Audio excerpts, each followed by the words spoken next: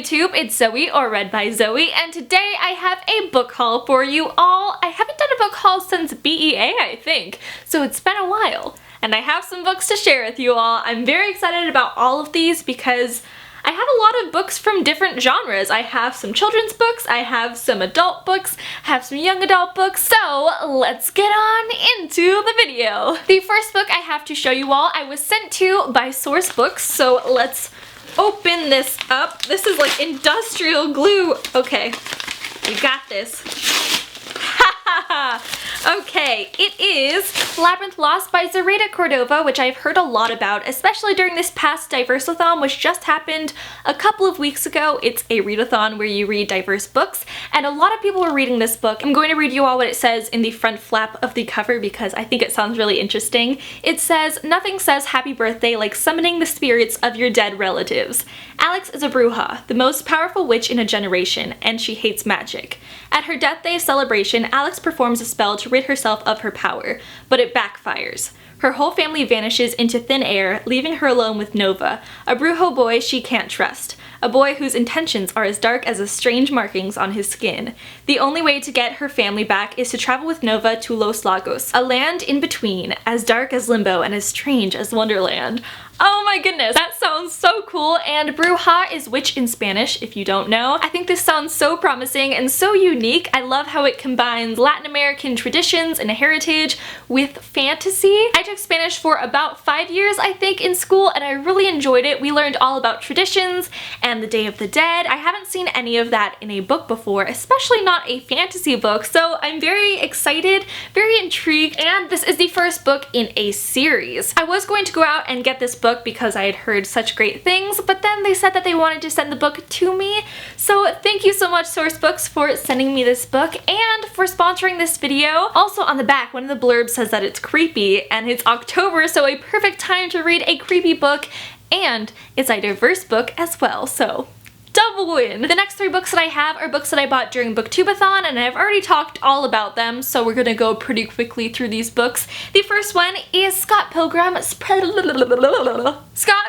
Precious Little Life by Brian Lee O'Malley. This is volume 1 of the Scott Pilgrim graphic novels. I actually bought all 6 volumes during Booktubeathon, but I got rid of the last 5. I got rid of a bunch of books, I donated some, and then I sold some. So I just have the first one here. I really enjoy this series. Again, I talked all about it during my last video, so if you want to hear more about my thoughts, you can watch that video. The next book is Stargirl by Jerry Spinelli. I read this during middle school, and I thought it was really weird that I didn't have this book on my bookshelf because I loved it so much in middle school, so I went and I got the book, and now I own the book. The third book that I bought during Booktubeathon was Nimona by Noelle Stevenson. This is a graphic novel as well. I loved it, gave it 5 out of 5 stars.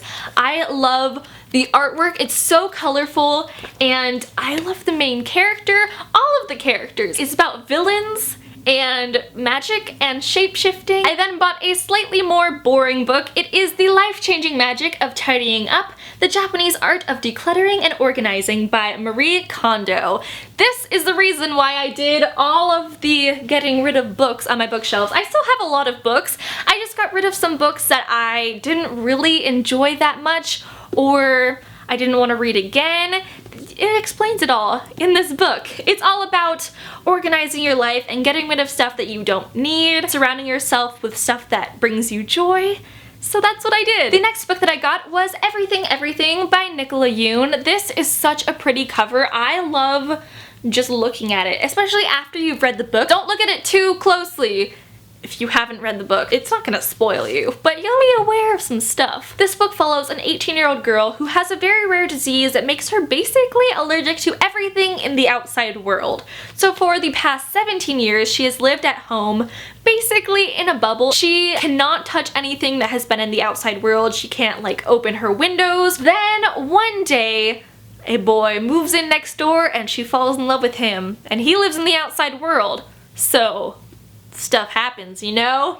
Also, right now, they are filming the movie adaptation of this book, which I am so excited for. I'm going to be in like the front row, not the front row, that's like the worst seats in the movie theater, but I'm going to be first in line to buy the tickets to this movie. Also, this is another diverse book. Then Scholastic sent me Harry Potter and the Cursed Child. This is the play script, which I have not read yet. I know a lot of you are going to be so surprised that I have not read this. I haven't even read the first word of the play script. My mom and my dad have finished this entire book, but I haven't even started, so who's a real Harry Potter fan? I think it's my parents. I know it's a really divisive book. Some people love it, some people hate it, but please don't comment down below if you loved or hated it, because I want to go into it with a fresh, untainted perspective. I am currently rereading the entire series, and right after I'm finished reading the 7th book, I'm going to read this. Then, yesterday, I went to Barnes & Noble, and I bought way too many books. Way too many. But I was having such a fun time at Barnes & Noble. They were playing Disney music while I was shopping for books. I had to spend all my money there because they were treating me so well. I was listening to Belle from the Beauty and the Beast soundtrack as I was looking at books. So, like, basically I was Belle, so I had to buy all of their books. Let's see what books I bought. The first book that I got was A Monster Calls by Patrick Ness. A lot of people have recommended this book to me over my entire time on BookTube. This is such a popular book, and I can't believe that only now am I actually going to read it. It's a lot shorter than I was expecting. Also, there are illustrations, which I am so excited about. The reason why I finally listened to all of your recommendations is that it is soon to be a major motion picture. I saw the trailer. It looks so good and kind of creepy. The back says, "The monster showed up after midnight," as they do. But it isn't the monster Connor's been expecting. The one from the nightmare he's had nearly every night since his mother started her treatments. The one with the darkness and the wind and the screaming. This monster is something different. Something ancient. Something wild. And it wants the truth. Oh snap! I then got another book because it's going to be made into a movie, and I wanted to see the movie, but I wanted to read the book first, and it is The Girl on the Train by Paula Hawkins. The movie is going to have Emily Blunt in it. This book is a thriller, and it follows this woman named Rachel. She takes the same train every single morning and night, and always notices this one woman, but then one day she sees the woman, something happening to the woman, and she goes to the police, but then they suspect it's her. That's what I've learned from the trailer. It looks really intense, kind of reminding me of Gone Girl, but only because it's a similar type of psychological thriller. They're nothing alike plot-wise. I haven't read that many thrillers since Gone Girl, so I'm excited about this one. Then I got 2 Roald Dahl books because I was in a sudden, really big Roald Dahl mood when I was at the bookstore. Probably had something to do with the Disney music that they were playing. It made me go to the kids section, and then I just got stuck in the kids section, and I saw these, and then I bought them. That's probably why they played the music, to get people like me to spend more money.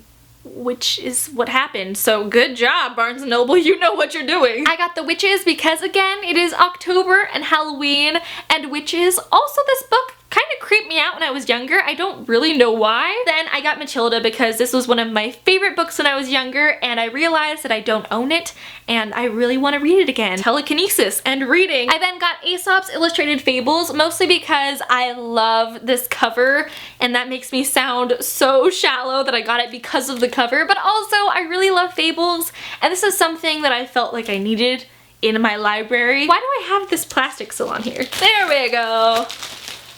It's even shinier and prettier now. Look at that! Ah, I love it so much. Oh, look at that! It's so pretty! Oh my goodness. Then I got Empire of Storms by Sarah J. Maas. This is the 5th book in the Throne of Glass series. I have not yet read Queen of Shadows. So I bought the next book. Look at this. Oh yeah, this is the Illustrated Barnes & Noble edition. Ha ha ha. Look at that. I haven't read A Court of Mist and Fury yet either.